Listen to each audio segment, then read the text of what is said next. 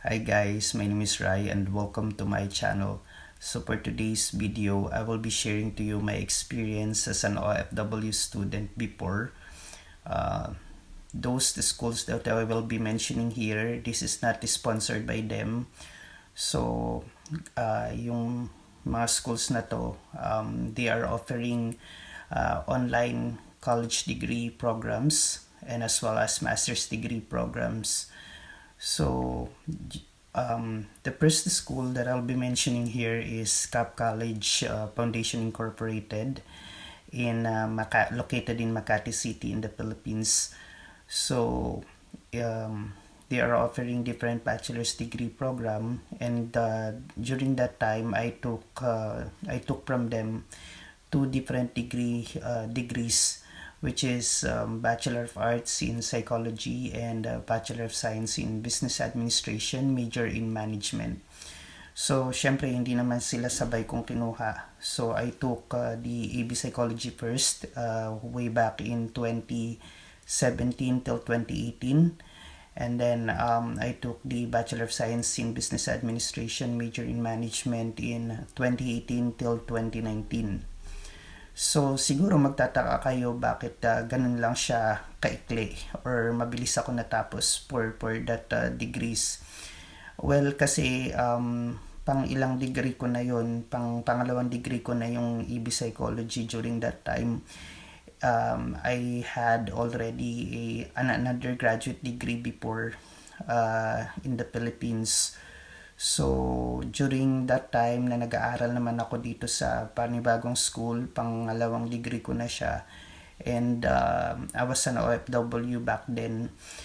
Ang kagandahan dito sa schools na ito, they are offering the courses in modular format or modular form. So, mas focus siya para sa mga kagaya nating OFW na hindi fix yung day off or walang fixed time for ourselves. So ayun,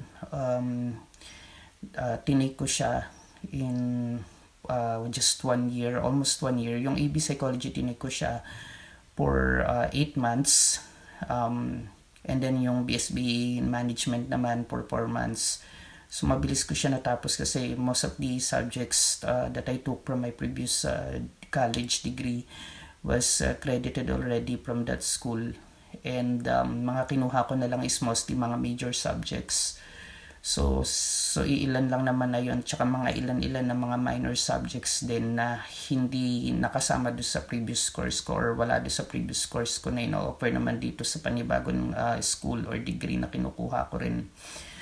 So, ayun, mga major subjects na lang yung kinuha ko sa kanila.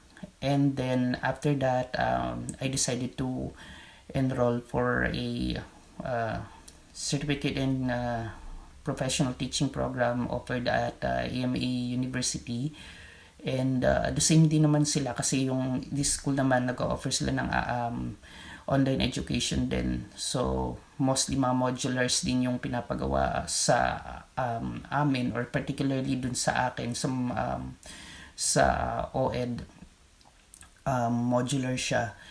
And then, yung ano na lang siguro yung na-experience ko na lang as being a student then during that time is yung internship, thesis, making thesis and internship as well as yung practicum for practice teaching.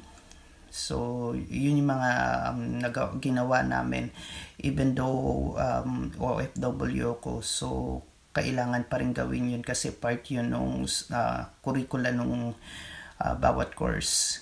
And luckily, I was able to pass naman, graduate and pass in this course. And I got my degree and my diploma in 2018 and 2019. So that's all for my video. Hope you had enlightened or learned something new from this video. Thank you so much for watching.